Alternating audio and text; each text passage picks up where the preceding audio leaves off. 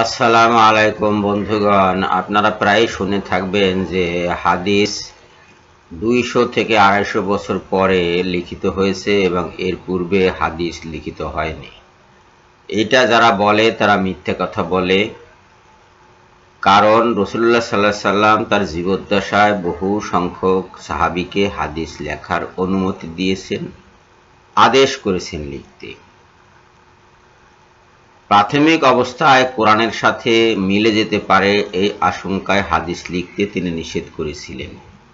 পরবর্তীকালে সেই নিষেধাজ্ঞা তুলে নেন যখন কোরআন লিপিবদ্ধ হওয়ার কাজটি প্রায় সম্পূর্ণ হয়েছে। হাদিসের সাথে কোরআনের মিশে যাওয়ার সম্ভাবনা যখন রহিত হয়েছে, তখন তিনি লিখিত আকারে হাদিস মানুষের মাঝে সংরক্ষণ ও প্রচার করার জন্য নির্দেশ দিয়েছেন। এমনকি তিনি এমন কথাও বলেছেন যে একটি হাদিস হলেও তোমরা আমার পক্ষ থেকে মানুষের কাছে পৌঁছে দাও, যে মানুষগুলো এখানে উপস্থিত নেই। স্বয়ং মহানবী সাল্লাল্লাহু আলাইহি সাল্লাম হিজরত করে মদিনায় পৌঁছে বিভিন্ন জাতির সমন্বয়ে যে চুক্তি সম্পাদন করেন, যা মদিনা সনদ নামে প্রসিদ্ধ, হুদায়বিয়ার প্রান্তরে মক্কার মুশরিকদের সাথে যে সন্ধি করেন, বিভিন্ন সময়ে যে ফরমান জারি করেন, বিভিন্ন গোত্র প্রধান ও রাজন্যবর্গকে ইসলামের যে দাওয়াতনামা প্রেরণ করেন এবং বিভিন্ন ব্যক্তি ও গোত্রকে যেসব জমি, খনি, কূপ দান করেন, তা সবই লিপিবদ্ধ আকারে ছিল এবং তা সবই হাদিস রূপে গণ্য। তার মানে স্বয়ং রাসূলুল্লাহ সাল্লাল্লাহু আলাইহি সাল্লামই কিছু সংখ্যক হাদিস লিখিত আকারে রেখে গেছেন। এটা অস্বীকার করার কোনো উপায় নাই। এসব ঘটনা থেকে পরিষ্কারভাবে প্রমাণিত হয় যে নবী সাল্লাল্লাহু আলাইহি সাল্লামের সময় থেকেই হাদিস লেখার কাজ শুরু হয়। তার দরবারে বহু সংখ্যক লেখক সাহাবী সবসময় উপস্থিত থাকতেন এবং তার মুখে যে কথাই শুনতেন তা তারা লিখে নিতেন।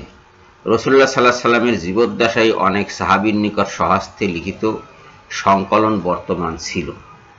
উদাহরণস্বরূপ আব্দুল্লাহ ইবনে আমর রাদিয়াল্লাহু তাআলা আনহু এর সহিফায়ে সাদিকা, আবু হুরায়রা রাদিয়াল্লাহু তাআলা আনহু এর সংকলন সমধিক প্রসিদ্ধ। সাহাবীগণ যেভাবে রাসূলুল্লাহ সাল্লাল্লাহু আলাইহি সাল্লামের নিকট থেকে হাদিসের জ্ঞান লাভ করেন, তেমনিভাবে হাজার হাজার তাবিঈ সাহাবীগণের কাছে হাদিসের শিক্ষা লাভ করেন। একমাত্র আবু হুরায়রা রাদিয়াল্লাহু তাআলা আনহু এর নিকট 800 সাহাবী একমাত্র আবু হুরায়রা রাদিয়াল্লাহু তাআলা আনহু এর নিকট 800 তাবিঈ হাদিস শিক্ষা করেন।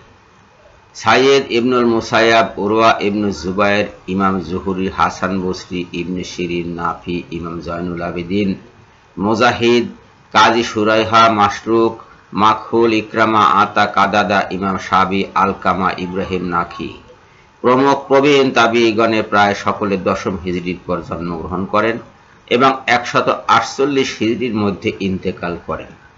অন্যদিকে সাহাবীগণ 110 হিজরির মধ্যে ইন্তেকাল করেন।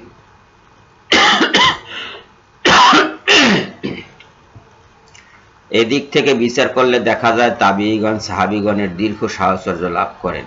একজন তাবিঈ বহু সংখ্যক সাহাবীর সঙ্গে সাক্ষাৎ করে মহানবী সাল্লাল্লাহু আলাইহি সাল্লামের জীবনের ঘটনাবলী, তার বাণী, কাজ ও সিদ্ধান্তসমূহ সংগ্রহ করেন এবং তা তাদের পরবর্তী অর্থাৎ তাবিঈগণের নিকট পৌঁছে দেন।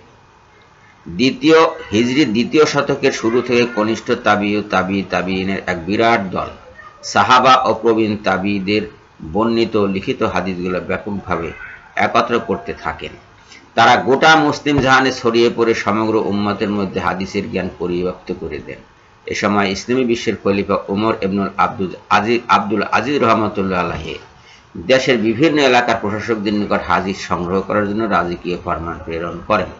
ফলে সরকারি উদ্যোগে সংগৃহীত হাদিসের বিভিন্ন সংকলন রাজধানী দামেস্কে পৌঁছতে থাকে।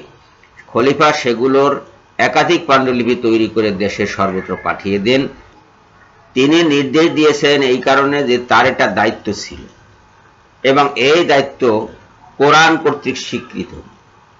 কোরআনের সূরা নিসার 59 নম্বর আয়াতে বলা হয়েছে, তোমরা আল্লাহকে মান্য করো, আল্লাহ রসুলকে মান্য করো আর উলিল আমরিদেরকে মান্য করো। এই খলিফা তো উলিল আমরির অন্তর্ভুক্ত, তাকে মান্য করতে মুসলিম জাহানের প্রতি কোরআন নির্দেশ দিচ্ছে এবং সেই নির্দেশনা অনুযায়ী তার উপরে বর্তায় মুসলিম বিশ্ব কি করবে কি না করবে। সেটা।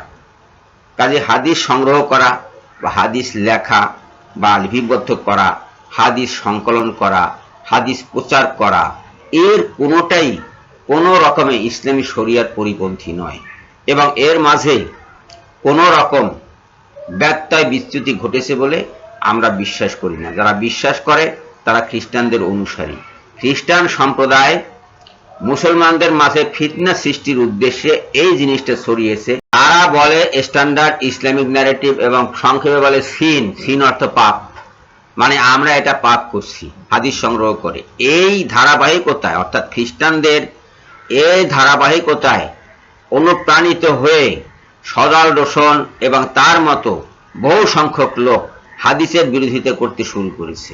অ্যাকচুয়ালি হাদিস মহানবী সাল্লাল্লাহু আলাইহি সাল্লামের সময় থেকে লিপিবদ্ধ ও সংরক্ষিত হয়েছে এবং সেটাই পরবর্তীকালে ব্যাপক আকারে সংকলিত হয়ে মানুষের মাঝে প্রচারিত হয়েছে।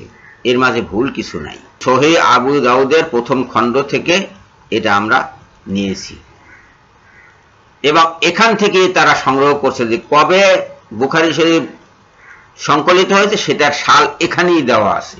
সেটা দেখে তারা বলছে যে 250 বছর পরে বা 200 বছর পরে বা 100 বছর পরে এটা লিখিত হয়েছে, মানব রচিত। কিন্তু এই যে পিছনের যে এই ঘটনাগুলো, পিছনের যে ইতিহাস, সেটা তারা দেখেও না, সামনেও আনে না, গোপন করে। এই যারা গোপন করে, সত্য যারা গোপন করে, তারা ইসলামের শত্রু, মুসলমানদের শত্রু। তাদের বিরুদ্ধে আমাদের কলমে জিহাদ করা অত্যন্ত জরুরি। তারা যেমন ভিডিও করে মানুষের মাঝে প্রচার করছে, আমরা তেমনি ভিডিও করে তাদের বিরুদ্ধে আমরা প্রচার করব এবং সেটাই করছি। সবাইকে ধন্যবাদ জানিয়ে এখনকার মতো বিদায় হচ্ছি। আল্লাহ হাফেজ।